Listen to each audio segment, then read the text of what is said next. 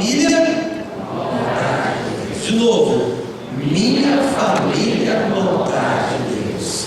Quero chamar o Dr. Paulo aqui à frente, para ele estar orando e apresentando o nosso preletor, o pastor Leandro. Eu tenho certeza que Deus há de se manifestar de forma poderosa. Dr. Paulo, nosso secretário da associação, ele tem nos ajudado muito, muito mesmo.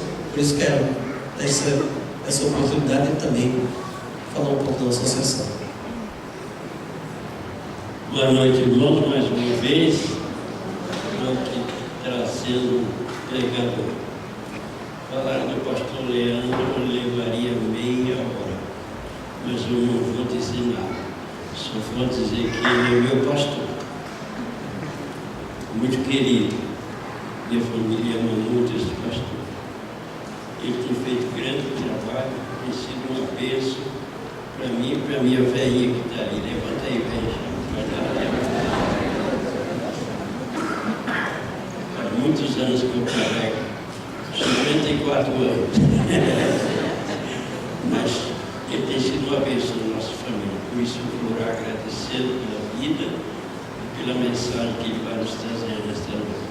Pai querido, muito obrigado pelo que já ouvimos e sentimos, pela tua presença entre nós, pelos desafios, pelas programações desta igreja, pelos pastores, diretoria e todos aqueles que aqui pertencem. E agora apresento o Senhor, o pastor Leandro. Tu conheces o quanto nós o amamos, a família, a igreja, o seu ministério. Esteja comigo nesta noite, para que, através do Espírito Santo, nos traga uma mensagem de consolação e que nos anime a permanecer fiéis a Ti até a morte. Te agradecemos em nome de Jesus. Amém. Boa noite. Saúdo vocês com graça e paz de Jesus. Amém. Obrigado, Paulinho. Obrigado, pastor. Obrigado, igreja, pelo privilégio que tenho de falar a vocês hoje. Eu trago saudações em nome da Igreja Batista Central de Campinas. Um abraço, uma palavra de oração e de gratidão pela vida de vocês. Há uma ligação muito forte de nossa igreja com a dos irmãos, apesar de que a Igreja Batista Boas Novas foi organizada pela primeira Igreja Batista de Campinas. Há pessoas na Central de Campinas, onde pastorei, que foram e são pessoas muito próximas e queridas do pastor Samuel, que Deus usou como pastor na ocasião da organização dessa igreja. Inclusive, Miriam, irmã do pastor Samuel, é minha ovelha. João, seu esposo, é meu vice-presidente. De forma especial, eles trazem ou mandam um abraço carinhoso para vocês. Miriam disse que ela ainda não tem forças para vir vê-los, mas que um dia, em breve, ela pretende estar. Eu queria que você abrisse a sua Bíblia no primeiro livro de Samuel, no capítulo 1, e lesse comigo a partir do verso 1, e eu quero que você reflita comigo hoje à noite sobre o tema famílias investidoras. Famílias investidoras. 1 Samuel 1, de 1 em diante. A verdade é que nós estudaremos esse capítulo como um todo, mas não leremos a princípio todo o capítulo. Peço que você, portanto, deixe sua Bíblia aberta neste capítulo, porque tudo que eu disser, se não estiver aqui, não terá qualquer valor. É importante que seja bíblico, que você confira por você mesmo. A boa pregação é aquela que nos ensina a ler a Bíblia. Eu espero que vocês saiam daqui hoje à noite lendo um pouco melhor esse capítulo 1 de 1 Samuel. Havia certo homem de Ramataim, Zufita, dos montes de Efraim, chamado Eucana, filho de Jeroão, neto de Eliú e bisneto de Tou, filho do efraimita Zuf. Ele tinha duas mulheres, Uma se chamava Ana e a outra Penina. Penina tinha filhos, Ana, porém, não tinha. Todos os anos esse homem subia de sua cidade a Siló para adorar e sacrificar ao Senhor dos Exércitos. Lá, Ofni e Finéias, os dois filhos de Eli, eram sacerdotes do Senhor. No dia em que Eucana oferecia sacrifícios, dava porções à sua mulher Penina e a todos os filhos e filhas dela. Mas a Ana dava uma porção dupla, porque amava, apesar de que o Senhor a tinha deixado estéril. E porque o Senhor a tinha deixado estéril, sua rival a provocava continuamente, a fim de irritá-la. Isso acontecia ano após ano. É sabido de todos que nós brasileiros não gostamos muito de investimentos. Investimos muito pouco. Há um estudo que foi publicado em fevereiro deste ano pelo Fundo Monetário Internacional, o FMI, que diz que o Brasil investe menos do que muitos países muito mais pobres do que nós. Por exemplo, nosso país investe menos do que o Senegal, do que o Haiti, por exemplo. Enquanto as famílias e empresas brasileiras investem em caderneta de poupança, uma média de 18% do PIB ou do Produto Interno Bruto, Senegal e Haiti investem 23%.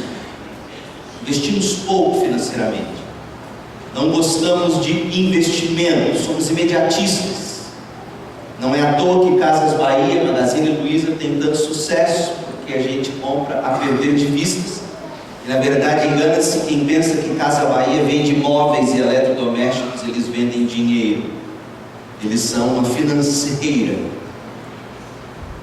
E não é só financeiramente que o brasileiro investe pouco. O brasileiro investe pouco em muita coisa. Por exemplo, entre na internet, no Google, e digite ali, brasileiro investe pouco. Você vai ficar chocado ao descobrir que nós investimos pouco em quase tudo. Investimos pouco em saúde, em educação, em tecnologia. Investimos pouco em inovação, em carreira. Investimos muito pouco. E a falta de investimento traz problemas. Investir é importante por uma razão. O investimento aumenta o nosso potencial. Investimento aumenta o nosso potencial de retorno, aumenta o nosso potencial de realização, aumenta o nosso potencial de reação diante das crises e das dificuldades. Quem anda só na reserva vai descobrir mais cedo ou mais tarde, ele ou ela ocorrerá sérios riscos de ficar pelo caminho, porque faltará energia para prosseguir ou recursos para se seguir adiante, e por não se ter investido, não terão como reagir, não terão como realizar, não terão retorno para poder reinvestir. E você conversa com os economistas e eles vão dizer o seguinte: investimento é importante. É importante saber no que investir, é importante saber como investir, quanto investir, por quanto tempo investir, em tudo na vida. Por exemplo, deixe de investir na saúde e você descobrirá que com 50 e poucos anos você tem um corpo de 70 ou 80. Quantos casos nós não ouvimos já de pessoas que, apesar de serem ativas, não serem sedentárias, num determinado momento começa a sentir enjoo, dor no peito, corre para o médico, é um infarto. E o médico disse: olha, você só não morreu porque você pratica exercício. Ou seja, o investimento na saúde livra muitos de um ataque do coração súbito. Pessoas sábias vão sempre procurar investir suas forças, suas energias, buscando aumentar o seu potencial de retorno, de realização e de reação diante das crises. Mas eu não vim aqui para dar aula de economia nem de investimento. Eu vim aqui para falar de investimento na família. O texto que nós lemos, 1 Samuel, capítulo 1, nós encontramos uma mulher piedosa, uma mulher investidora. E nós descobrimos, quando a gente lê esse capítulo cuidadosamente, que essa mulher fez investimentos sábios, investimentos acertados, que até hoje é possível colher os frutos desse investimento. Tanto é que nós estamos aqui diante dos nossos olhos com o texto que relata a história dessa mulher que soube investir.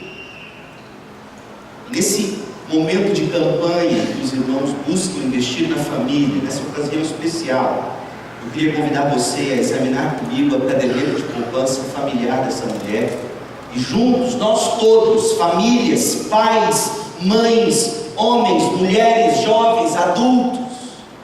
Porque é incrível, pastor, o senhor sabe disso. Quando se pensa em família, os jovens, adolescentes são os primeiros, parece que se desligam.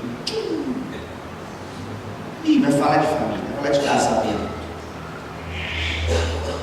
Deixa eu falar uma coisa para você. Essa mensagem talvez seja mais importante para você, adolescente, que tem a vida inteira pela frente para construir, do que para os seus pais ou avós, talvez.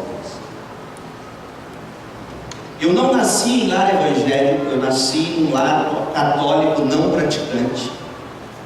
Cresci vendo meu pai beber, chegar em casa bêbado e bater na minha mãe. Quantas vezes eu fiz isso? Me converti, pastor, com 19 anos, depois de passar um fim de semana inteiro fumando maconha, cheirando cocaína e bebendo cerveja. Era isso mesmo, eu misturava tudo isso. A cocaína me acelerava, a cerveja cortava o efeito da cocaína. Vinha depressão, eu fumava maconha para ficar sentindo a onda. E namorava uma menina bonita do interior de Goiás, o nome dela era Patrícia.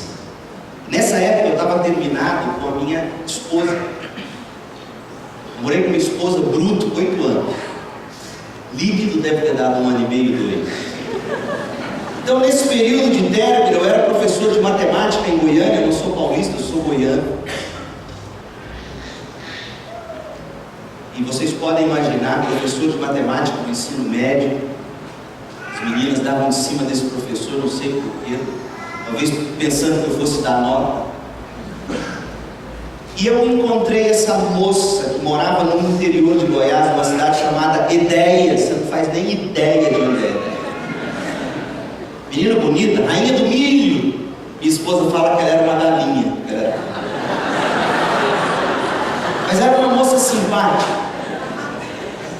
E nesse fim de semana prolongado de feriado, eu deprimido por causa das crises em casa, porque eu não via meu pai e minha mãe investirem na família.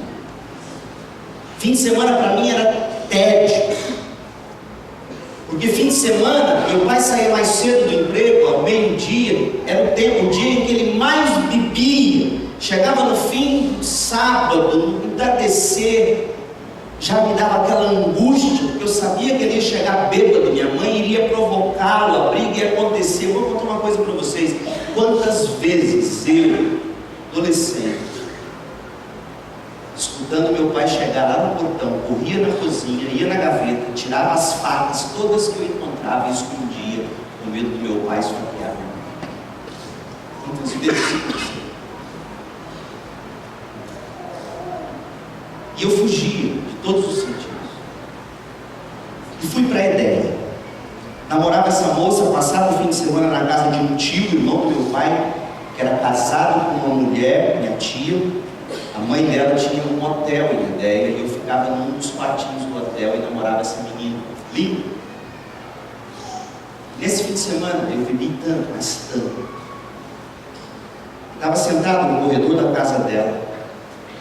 Era um domingo, fim do feriado. Eu sabia que eu tinha que voltar para casa na segunda-feira, encarar tudo, dar aula, família desestruturada.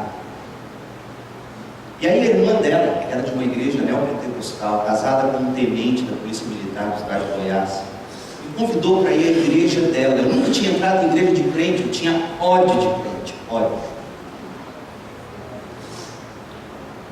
E aí eu fui, sentei no meio assim do templo, e o pastor começou a falar de pecado. Só lembro disso. Mas assim, eu caía de bêbado. Eu só fui naquele lugar porque eu queria aparecer para a família da Rainha do Milho. Parecia um bambu no vendaval. Minha cabeça começou a doer, aquele pastor falando, eu só escutava de vez em quando, pecado, pecado. Aí eu falei, meu Deus do céu, sara, de repente sara minha dor de cabeça. Vem a sobriedade, começo a escutar, aquele pastor faz um apelo, eu venho à frente e me ajoelho. O povo da igreja vem, põe as mãos sobre mim, todo mundo começa a orar em língua. E lá no fundo eu pensava assim, esse povo é muito culto, estão orando em hebraico.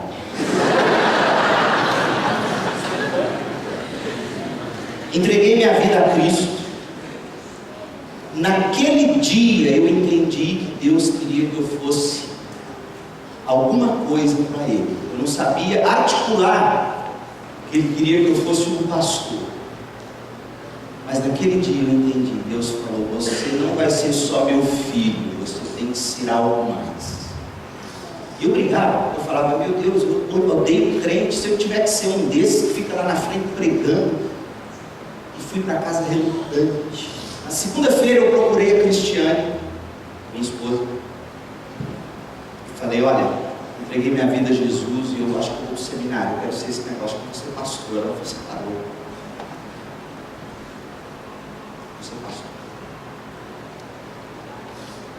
E aí eu entendi que Deus queria que eu me tornasse alguém que trabalhasse no ministério da reconciliação.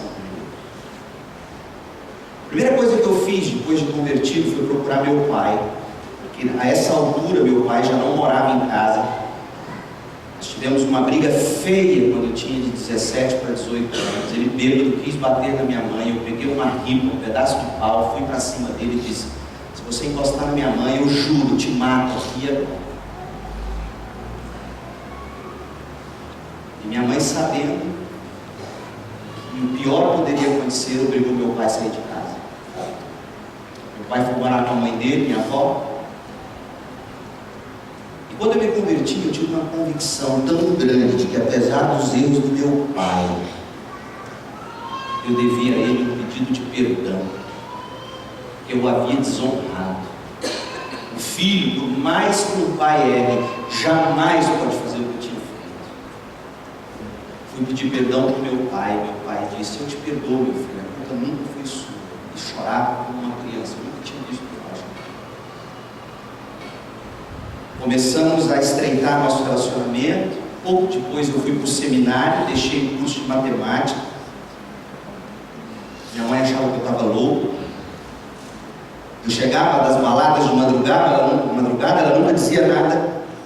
Uma das noites, assim que eu me converti, ela acorda às 6 horas da manhã e me pega lendo o Novo Testamento, os Gideões, em cima da mesa que eu tinha no meu quarto, e ela entra e fala, você está louco? Você passou a noite lendo essa Bíblia? Você agora vai viver disso?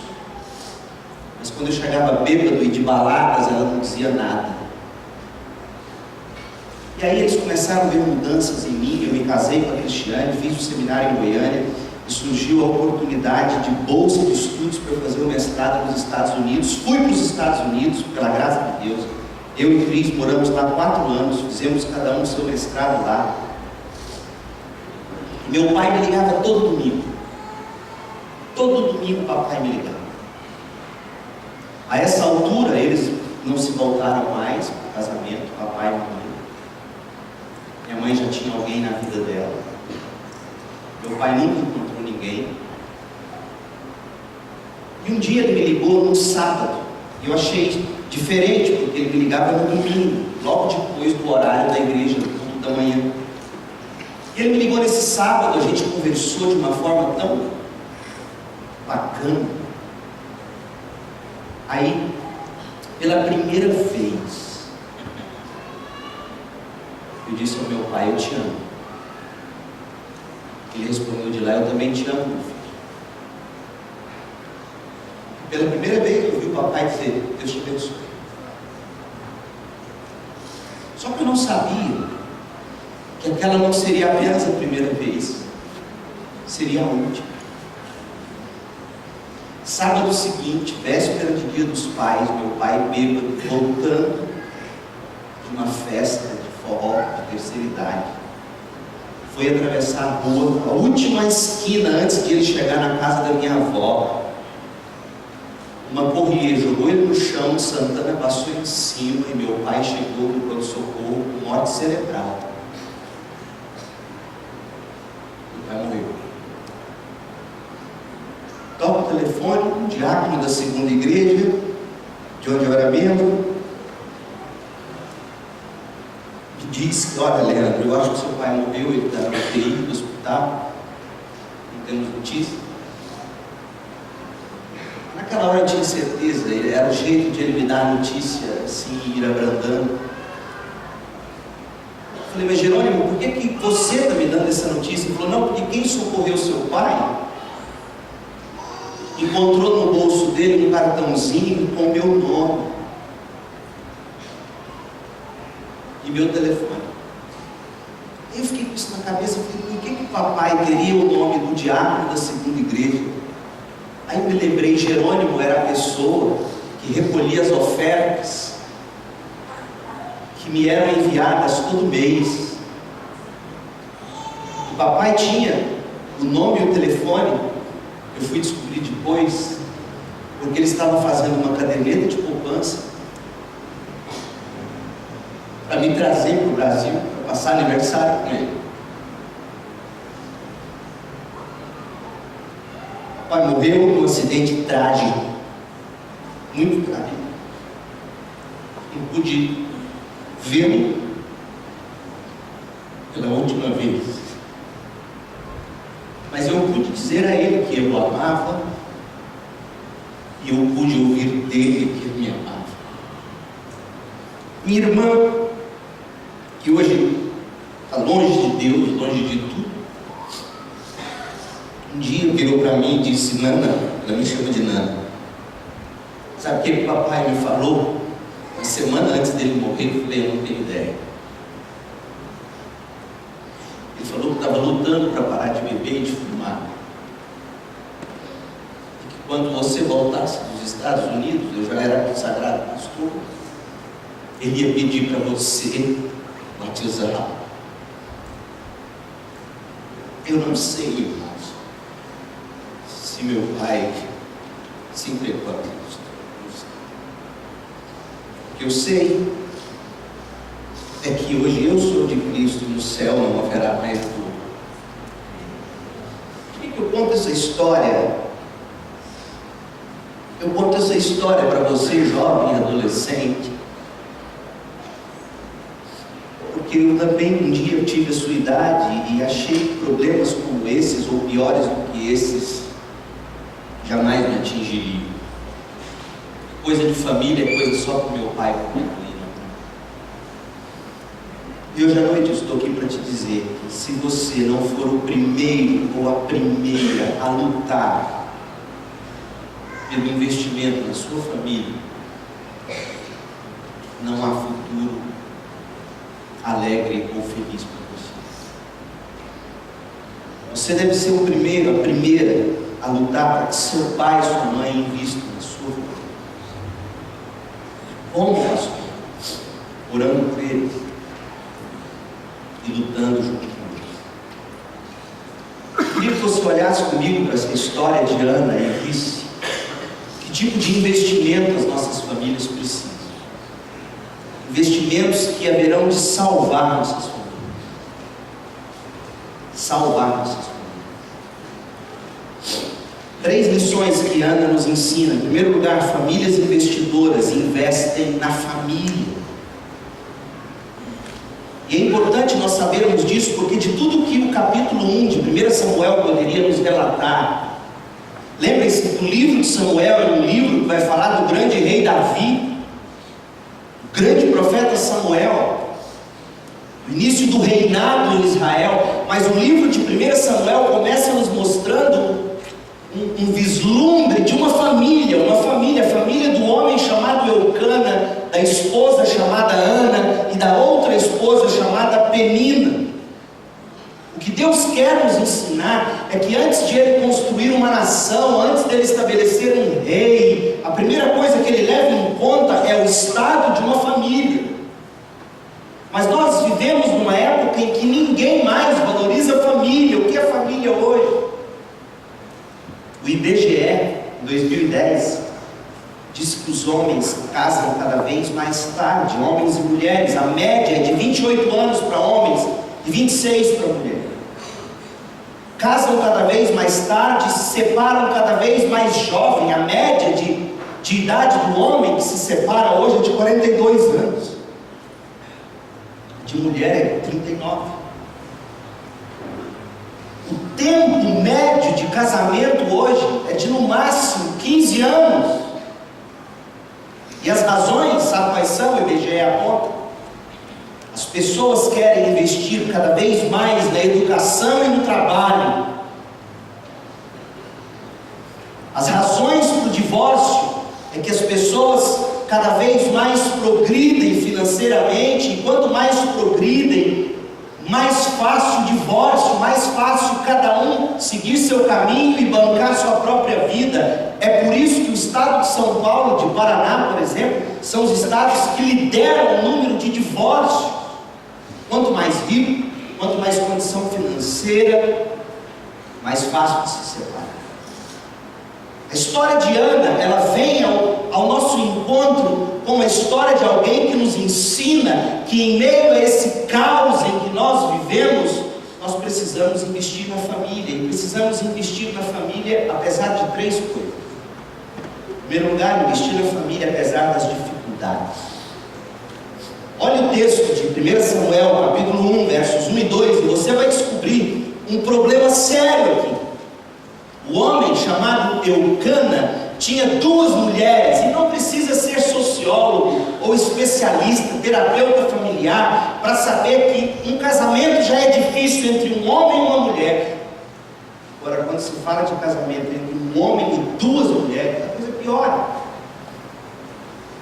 E o texto nos diz que Ana e Penina eram mulheres de Samuel. Aí alguém pode perguntar, como é que isso foi acontecer? Assim, naquela cultura, Deus não aprovava isso. Gênesis 2, 24 diz que o homem e uma mulher se unirão, deixarão pai e mãe e se tornarão uma só carne.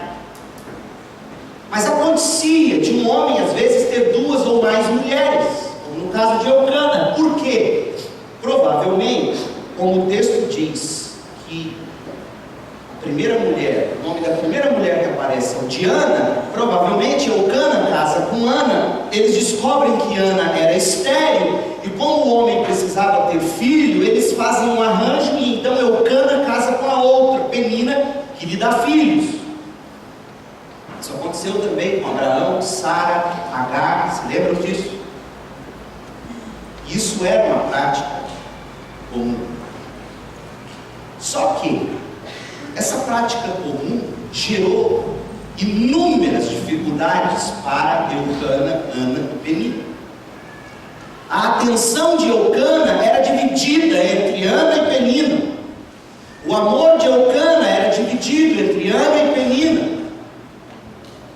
A dificuldade era enorme, e o que me espanta positivamente é que Ana não deixa a família apesar da dificuldade. Ana parece entender aquele princípio de Jesus em Mateus 19, que diz, olha, o que Deus uniu, o homem não deve separar, apesar das dificuldades. Então eu estou aqui para te dizer hoje à noite que dificuldade existe em toda a família.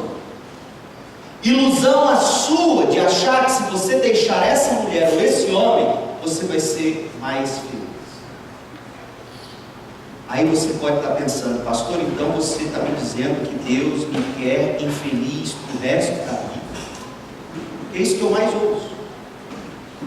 Quando um casal me procura para aconselhamento, eles estão passando por lutas, e eu tento convencê-los de que apesar das dificuldades, eles devem continuar investindo na família, a primeira pergunta que surge é, então Deus me quer infeliz? Não. quer que você repense a forma de você investir. Deus quer que você repense suas estratégias. Deus quer que você repense a maneira como você tem lutado pela família. Se é que você tem lutado, se é que você lutou da forma certa, porque tem muita gente lutando errado.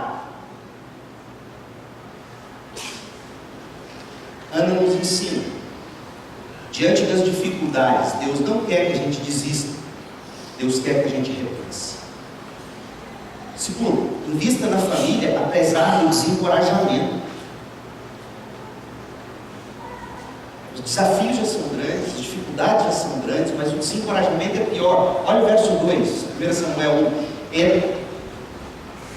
Eucana tinha duas mulheres, uma se chamava Ana, a outra Penina. Penina tinha filhos, Ana não tinha. Todos os anos esse homem subia de sua cidade a Siló para adorar e sacrificar ao Senhor dos exércitos. Lá em Siló, Ofni e Finéias, os dois filhos de Eli, eram sacerdotes do Senhor. Dê uma pausa aqui e pense comigo. Se a história se trata do problema de Ana, por que o autor de Samuel insere essa frase dizendo que lá em Siló existia Ofni e Finéias, os filhos de Eli? Deus é muito criativo. Nós vamos continuar lendo Samuel, não hoje, mas em casa, e você vai descobrir que Ofni e Finéias, filhos do profeta Eli, eram pior do que os pagãos filisteus. Então o autor de Samuel, quando coloca aqui que lá em Siló existia Ofni e Finéias, filhos de Eli, é como se o texto estivesse querendo dizer o seguinte: o problema era sério dentro da casa de Ana. Parece que era pior ainda fora, porque a igreja dos dias de Ana era uma igreja onde quem habitava ela era pior do que gente do mundo. Então é como se Deus quisesse nos dizer, era desencorajador dentro e fora de casa. Quando se pensava na igreja em Siló, o que se via na cabeça do povo era que aquela igreja de Eli, onde existem aqueles dois filhos que são piores do que o mundo. Então essa mulher, ela está desencorajada, porque a condição espiritual da liderança de Israel era terrível. Mas olha o problema dentro da casa dela, verso 4. No dia em que Eucana oferecia sacrifícios, ele dava porções à sua mulher Penina e a todos os filhos e filhas dela. Mas a Ana, ele dava uma porção dupla, porque a amava, apesar de que o Senhor a tinha deixado estéril. E porque o Senhor a tinha deixado estéril, ouça bem, olha o problema em casa. A rival, gente, a Bíblia está chamando Ana de rival. Eles eram inimigos dentro de casa. Dentro de casa existiam trincheiras de guerra. A rival provocava continuamente a fim de irritá-la. Você convive com alguém assim? Te provoca, mas não te provoca sem querer, te provoca porque maquiavelicamente quer te irritar. É o que acontecia. E isso, diz o texto, verso 7, acontecia ano após ano. Sempre que Ana subia à casa do Senhor, sua rival a provocava e ela chorava e não comia.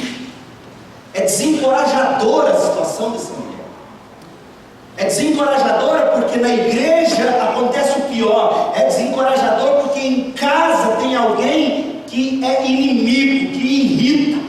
Agora, note comigo, em momento algum o texto sugere que Eucana, o marido, fosse um mau sujeito. Ele não era mau sujeito. Espera aí, pastor, o senhor casou com duas mulheres, eu sei. Como eu disse, apesar de Deus não aprovar, era cultural. Se marido e mulher entrassem em acordo dizendo que ele poderia ter outra a fim de que filhos fossem gerados, eles podiam. Gênesis 16, Sara, Abraão e Agar fizeram isso. Eucana era um bom sujeito. Era tão bom sujeito que olha o que diz o verso 8. Eucana, marido de Ana, perguntava a Ana: por que você está chorando? Por que você não come? Por que você está triste? Veja que esse é o marido que nota. A mulher vai no cabeleireiro, ele olha para ela e fala: cortou o cabelo. Aposto que seu marido não é tão assim. Fez a unha, está com esmalte diferente. Bonita a sua sandália nova. Quantas vezes no cartão mesmo que você está com? Eucana notava, Eucana percebia, essa mulher está chorando, essa mulher não está comendo, essa mulher está triste, e ele então dialoga, ele não era um mau sujeito, ele diz: Ana, pelo amor de Deus, para com isso, eu tenho tentado compensar o fato de que você não tem filhos, será que eu não sou melhor para você do que filhos? Há para mim 3 fontes de desencorajamento. A outra, verso 6, a Penina, que fica irritando. A demora de Deus, porque o verso 7 está dizendo que isso acontecia ano após ano, Deus não intervém. Mas em terceiro lugar, o verso 8 nos mostra que a outra fonte de desencorajamento é do próprio coração de Ana, porque Eucana fala: Ana, peraí, presta atenção. Eu tenho tentado ser bom para você, isso não te basta. Gente, na nossa vida, quando a gente enfrenta dificuldades e desencorajamento na família, essas 3 fontes são sempre as mesmas: o outro, o coração descontente e a demora de Deus. Agora veja bem, eu e você não temos como mexer com a demora de Deus. Ninguém aqui está em condição de dar ordem para Deus e dizer a Deus quando, como e de que jeito ele deve agir. Deus é Deus soberano. Ninguém dá ordens para Deus. Amém? Ninguém tem esse direito. Então não tem como nós dizermos a Deus: Deus, haja logo.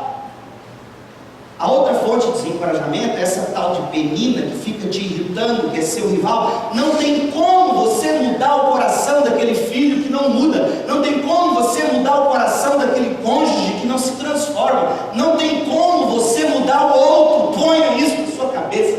Deus não quer que você mude o outro. Peraí, se eu não posso mudar Deus, se eu não posso mudar o outro, sobrou a terceira fonte: o seu coração você pode mudar. E é o que está acontecendo. Ana não desiste de investir na família apesar da dificuldade, não desiste de investir na família apesar do desencorajamento. Em terceiro lugar, daqui a pouco eu volto e falo do coração de Ana. Em terceiro lugar, Ana não desiste da família apesar do desespero. Olha o texto do verso 5. Mas Ana recebia porção dupla, porque Eucana a amava, apesar de que o Senhor a tinha deixado estéril. Deus é tremendo. Leia o texto e observe que Ana e Eucana sabiam que quem estava no controle aqui era Deus. O problema é que até o momento Ana não queria admitir isso. Gente, enquanto você continuar lutando contra a soberania de Deus e continuar lutando contra as más ações de Penina, o seu coração vai continuar descontente, desencorajado e desesperado igual de Ana. Pare de lutar com Deus, jogue suas armas no chão agora. Pare de querer mudar o outro a qualquer custo. E olha o que pode acontecer com você. Verso 6. E porque o Senhor tinha deixado Ana estéril, sua rival a provocava continuamente a fim de irritá-la. Isso acontecia ano após ano. Sempre que Ana subia à casa do Senhor, sua rival a provocava e ela chorava e não comia. Gente, imagina, Penina não muda. Ano após ano, parece que ela se aprimora na arte de provocar. Cada dia que passa, ela vai se tornando mais e mais uma megera, pior que a novela das Malvas. Ninguém aqui assiste novela das Malvas. Em nome de Jesus, amém? Amém. E Penina não muda. Deus não age. E Eucana não toma nenhuma providência. O marido frouxo.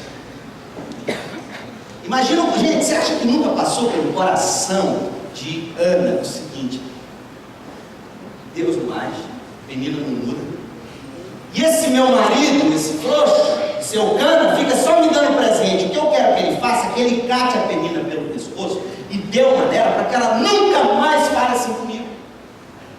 Então imagina você, Deus demora, o outro não muda, e aquele que você acha que pode mudar o marido ou a esposa, continua lá só te dando presente. Era desesperador. E eu acho que aqui muitos de nós já se viu nessa atitude. O outro não muda, Deus não faz nada, e as pessoas que poderiam tomar providência não tomam. Perceba que quando você fica nessa atitude, todo mundo é culpado menos você, certo? A Penina é culpada, Deus é culpado e o Eucana é culpado. Eu não, eu sou a pobre estéril Ana. Sabe aquela síndrome de pobre coitado? Em nome de Jesus, abandone isso, isso é uma desgraça, isso te mata. Agora eu volto para o coração de Ana. Deus só interveio nessa situação quando Ana mudou de atitude. Olha comigo no texto e observe o verso 17. Porque até então a culpa é de Penina, a culpa é de Deus e a culpa é de Eucana. Ana não. Ana era pobre coitada, que chorava, fazia biquinho, eu não vou comer. Verso 17. Eli respondeu: vai em paz, Ana, e que o Deus de Israel lhe conceda o que você pediu. Lembra que Ana tinha orado, estava ali de joelhos diante de Deus. Ela disse, verso 18: espero que sejas benevolente para com a tua serva. Então ela seguiu o seu caminho, comeu. Então ela seguiu o seu caminho, comeu. O seu rosto já não estava mais abatido, não tinha mais tristeza, não tinha mais cara feia, não tinha mais rancor no semblante. Na manhã seguinte eles se levantaram, fizeram as malas, adoraram a Deus, voltaram para casa em Ramá. Eu gosto dessa frase. Eucana teve relações com sua mulher Ana, e o Senhor se lembrou dela. Assim Ana engravidou, e no devido tempo deu à luz um filho, e deu-lhe o nome de Samuel, dizendo: eu pedi ao Senhor. Gente, é fantástico. Sabe por que é fantástico? Porque o que mudou aqui não foi Penina. Penina continuou pirracenta, nojenta, rabugenta, todos os enta que você quiser colocar. Eucana continuou ali tentando mediar entre Ana e Penina. O texto não diz que Eucana mudou e nem sugere que deveria mudar. Penina não muda, Eucana não muda, mas Deus mudou, Deus fez ela ficar grávida. Eu sei, mas por que Deus mudou? Porque antes disso, Ana ora a Deus, o profeta fala com ela recebe a palavra pela fé, ela se levanta, ela come, ela para com greve de fome, ela come, ela lava o rosto, se maqueia de novo, para de tristeza, para de rancor, para de pirraça, volta para casa e se deita com o marido. Há quanto tempo provavelmente eles não se deitaram? Deixa eu te contar um segredo, baseado no que a gente lê aqui.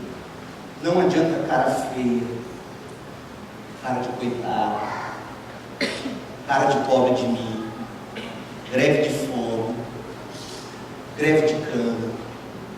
Isso não resolve o problema de ninguém.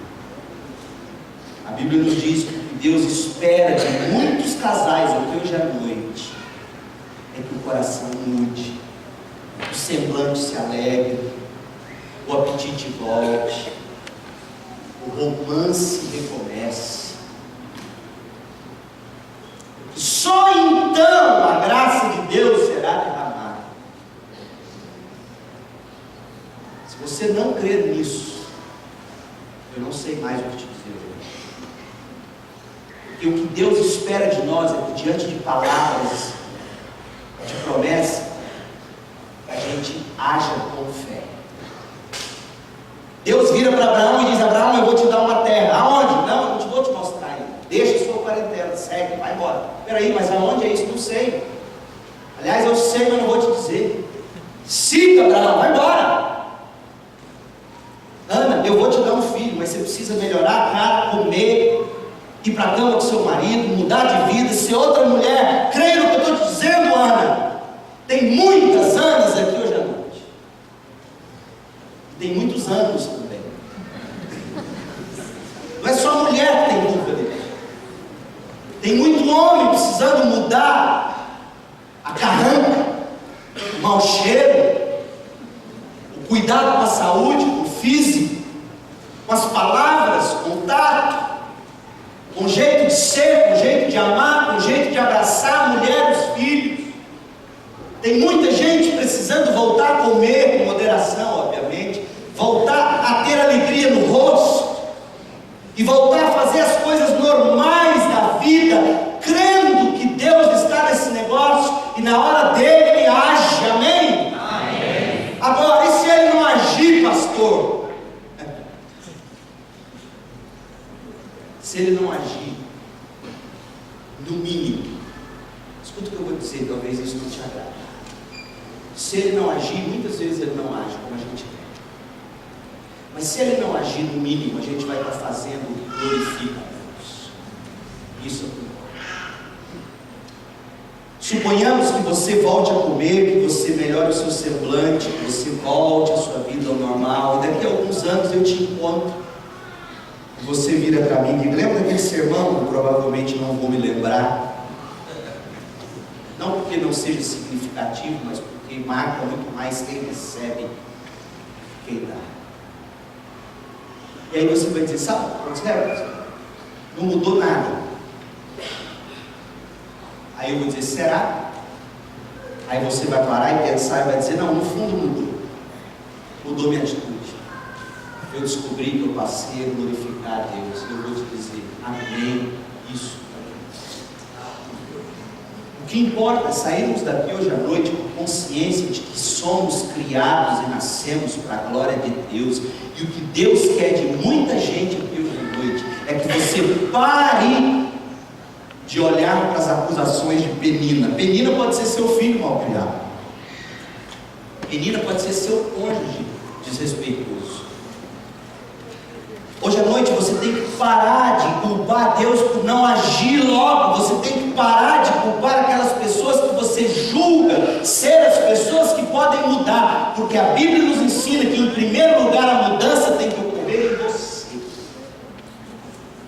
Mude o semblante, volte a comer, volte para casa e viva a vida com fé na ação de Deus. Isso glorificará a Deus. E se aprouver a Ele agir para mudar, Ele agirá.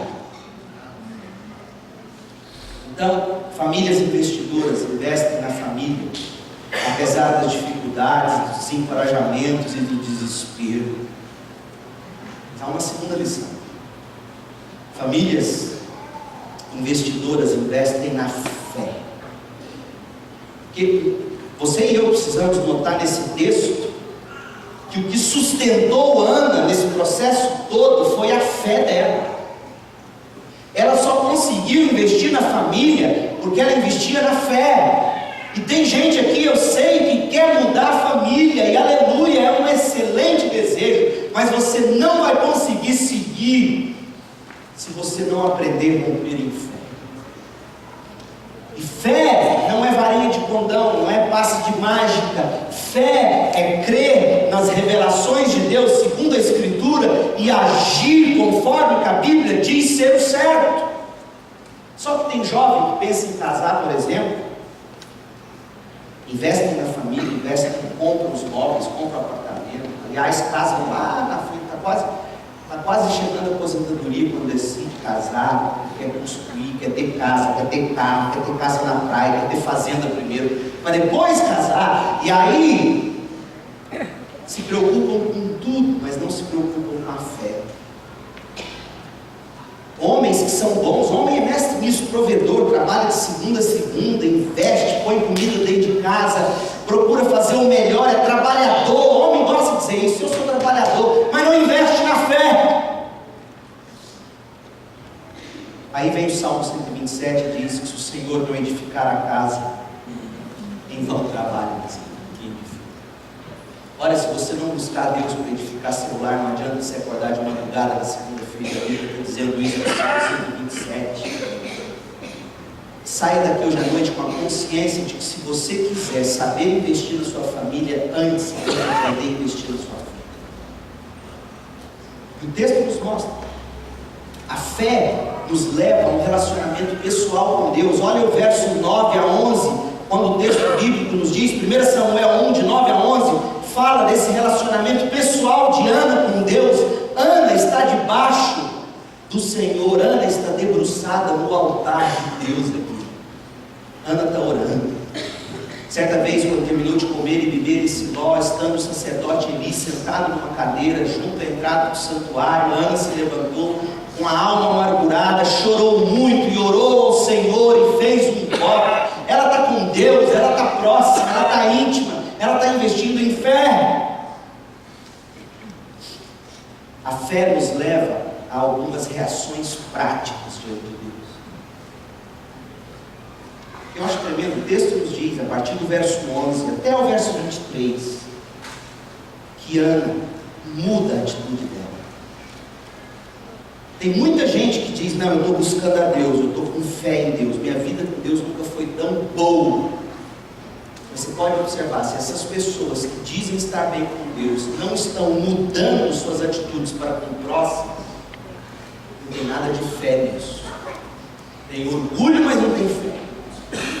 Porque quanto mais próximo de Deus em fé, quanto mais debruçado no altar de Deus, mais próximo e com desejo de mudar diante das pessoas, diante do próximo, diante do cônjuge, diante dos filhos. Então hoje à noite Deus deve estar dizendo a você o seguinte: faça como Ana. Vá para o altar de Deus, esqueça os pecados de Eli, porque Eli, quando viu Ana orando, achou que ela estava bêbada. E Ana poderia ter dito, quer saber de uma coisa? Eu não volto nessa igreja nunca mais, esse pastor acha que eu estou bêbado. Mas Ana não olhou as circunstâncias, Ana não olhou as falhas, os pecados de Eli. O texto diz que Ana se levantou e foi ao altar enquanto Eli estava sentado. O profeta gordão, ele era obeso. A Bíblia diz, sabe como é que ele morre? Sentado numa cadeira, recebe uma notícia, cai para trás, quebra o pescoço. Ele sim era lutador de sumô. Eli era obeso, vivia comendo no altar do Senhor, cara. Parecia uma câmara de ar de uma Scania. E está lá essa mulher precisando, carente de Deus, orando, e o profeta achando que ela está tonta, bêbada, e ela fala, não meu senhor, não é bebida, é angústia, é dor, e eu aqui me debruço diante de Deus.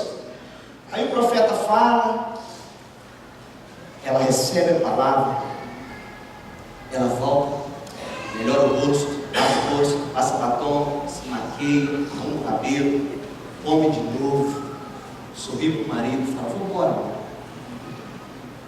que está acontecendo com essa mulher? Entra na tenda do Eucana, o que essa mulher está fazendo aqui? Tem tantos meses que ela nem chega perto de mim. Se deita do lado do Eucana e começa a beijar o Eucana. Opa, o negócio está bom. Sabe o que aconteceu, Eucana? Você não viu, mas sua mulher esteve com Deus. Quem anda com Deus muda. Quem anda com Deus muda. Jovem, deixa eu contar um segredo para você. Desculpa, viu, pastor? Se eu não quiser me chamar aqui mais, não tem problema. Sabe o que vai melhorar sexo no seu casamento? Não é fazer sexo antes de casar para ver se dá tchanca. Tem 9 querendo ver se tem tchanca, depois casa. Tem aqui um texto bíblico que prova para você que muda sexo é vida com Deus. Não é lingerie nova, não é pornografia. É vida no altar. Sexo não sustenta casamento, o que sustenta sexo é o casamento. E casamento é vida com Deus. O que eu tenho ouvido de homens, pastor, que fica na internet, soube de um caso que eu aconselhei, o cidadão nunca mais me procurou, 4 anos se masturbando na internet sem procurar a mulher. Sabe como eu descobri? Ele me procurou querendo ir para o seminário, ser conselheiro bíblico. Aí eu virei para a esposa: fulana, como será ser, na maior inocência, como será ser esposa do pastor fulano? Quando eu falei isso, a mulher entrou em pânico, começou a chorar, e eu quase infartei. Falei: o que eu falei? Mas sabe quando você puxa aquele novelo, vai puxando, aí sai aquele monte de cabelo de macumba? Esse homem não me procura, tem 4 anos. Como assim? Fica naquele desgraçado que me contou. Irmão, é verdade? Baixou a cabeça. E você sabe o que ele me falou? Não sei. Que é melhor estar lá se masturbando do que deitar-se. Aí o camarada não queria ser mirado. Eu falei: olha, eu te prometo, nem para ser próprio. Sumiu da minha igreja, nunca mais me viu. Aleluia, Deus o tem. Quem me dói é dessa esposa. E você fica rindo e brincando, jovem, brincando com essas coisas, e pensa assim: eu vou casar, eu vou parar. Não para não. Não para. Eu estou cansado de ver gente casada me procurar com pânico e ansiedade, porque casou e não conseguiu deixar a pornografia e ficou pior. O que a Bíblia ensina para nós é que você tem que investir não é na sensualidade, é na espiritualidade. O resto acontece. E esse que vos fala não nasceu em lar cristão. Você se lembra que eu fui professor de matemática? E você se lembra que eu falei para você que eu levei 8 anos para decidir se eu casava com a Cris, minha mulher, que Deus, graças a Deus, a preservou para mim, porque ela sempre foi quietinha, séria, linda, maravilhosa, parece um bibelô, mas quietinha. E eu era campeão de lambada em Goiânia, você acredita? Chorando se foi, lambadeiro em nome de Jesus. Aí eu pensava: o quê? Eu casar com essa cristiana, essa mulher quieta? Eu ia para os karaokês em Goiânia, e quando eu cantava ela emburrada, igual a Ana. Aí quando eu me converti, eu falei: essa é a mulher de pastor, que ela é séria, quietinha. E eu morria de medo do meu casamento ser uma monotonia, de ser um problema sério, porque eu achava que eu era o bambambam, coitado. Sabe o que eu descobri? Meu casamento hoje é melhor do que foi ontem. E quanto mais eu e Cristiane buscamos a graça de Deus, melhor é o relacionamento, melhor é o namoro. Meu filho tem 10 anos, faz agora em julho. Minha filha faz 8 anos amanhã. A Isabela faz 8 aninhos amanhã. E eu já estou louco por mim ficar vazio, para eu ter liberdade para brincar no meu jardim com a minha flor. Gente, Ana nos ensina que se você quer mudar a cama, se você quer mudar o casamento, se você quer mudar o relacionamento, invista na fé, invista em Deus, debruce a sua cara sobre a palavra e diga: Deus, eu não largo esse livro enquanto o Senhor não falar comigo. Larga essa porcaria desse chat, desse Facebook, criando um perfil falso, como outro dia eu atendi um camarada, criando um perfil falso, passando-se por um cidadão tal, e brincando diante de webcam. Para com essa desgraça, invista sua vida em Deus, e salve a sua família. Eu concluo falando que famílias investidoras investem na família, famílias investidoras investem na fé. Terceiro lugar, famílias investidoras investem no futuro. O texto termina dizendo, versos 24 a 28, que quando Samuel nasceu, Ana desmamou Samuel, levou Samuel e entregou Samuel para Eli, do jeito que ela disse que faria ao Senhor. Hoje à noite, Deus quer que você entregue a sua vida a Ele, sua família a Ele. Deus quer que você entregue o seu namoro a Ele, o seu noivado, os seus planos, os seus sonhos. Entregue o seu Samuel a Deus hoje à noite, em nome de Jesus. Invista na família. apesar das dificuldades, apesar dos desencorajamentos e apesar do desespero. Eu concluo contando a minha história para fechar. Minha mãe vive uma crise de pânico que nenhum remédio cura. Ela mora em Goiânia, toma não sei quantos remédios. O mais barato eu soube esses dias é R$300 a caixa. Pânico e ansiedade. E eu descobri de onde veio isso. Culpa porque na semana antes do meu pai morrer, ela decidiu que ela tinha. Ligaria para o meu pai, contaria tudo, pediria perdão e pediria para ele voltar. Ela pega o telefone, diz, a secretária da empresa atende, e enquanto a secretária está transferindo a ligação para a mesa do meu pai, a hora que o meu pai fala alô, minha mãe desliga, porque meu avô, o pai da minha mãe, entra e ela com vergonha desliga. E não ligou de novo.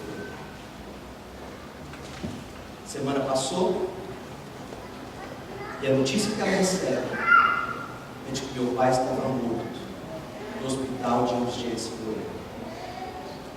Até hoje ela não se perdoa. Eu quero dizer para você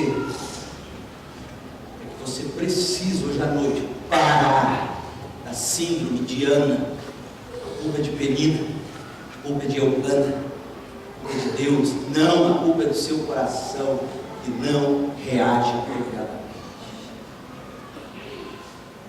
E não deixe para amanhã as decisões que você tem que tomar hoje, aqui e agora. Feche os seus olhos, eu quero te dar essa chance. Em nome de Jesus, hoje à noite, eu sei que há aqui, ó Deus, pessoas sofrendo,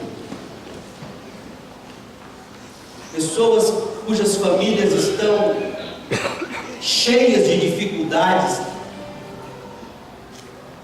famílias desencorajadas, pessoas sem ânimo, pessoas desesperadas como Ana. Ó Deus, eu sei, há gente assim. Mas a tua palavra, que é bela, mais saborosa que o mel, nos ensina, Deus, que o que precisa acontecer é que corações se debrucem no altar. Ó Pai, nessa hora, mova vidas aqui entre nós, para que haja conversão, para que haja modificação, consagração e transformação. De olhos fechados, há alguma Ana hoje à noite? Vem aqui à frente, se ajoelhe comigo para orar com você. Alguém que quer entregar-se a Jesus Cristo, o primeiro passo que você tem. Alguém que quer nova vida em Cristo Jesus. Vem aqui, diga, pastor, aqui. Levante, de onde você está? Espero que eu não seja como Eli. Espero em Deus que eu compreenda a sua dor. Alguém que hoje à noite entrega-se a Jesus. Deixa eu facilitar, levante sua mão. Deus abençoe você. Amém. Quem mais hoje à noite dizendo, pastor, amém. Deus abençoe você. Deus te abençoe, Senhor. Quem mais? Deus te abençoe, amém. Algum jovem, algum adolescente entendeu isso, pastor. Esse é o caminho que eu quero seguir. Eu preciso da graça de Cristo. Levante sua mão, eu quero orar com você. Deus abençoe a galeria. Ó Deus, esse aqui é o teu povo, tua igreja nesse lugar.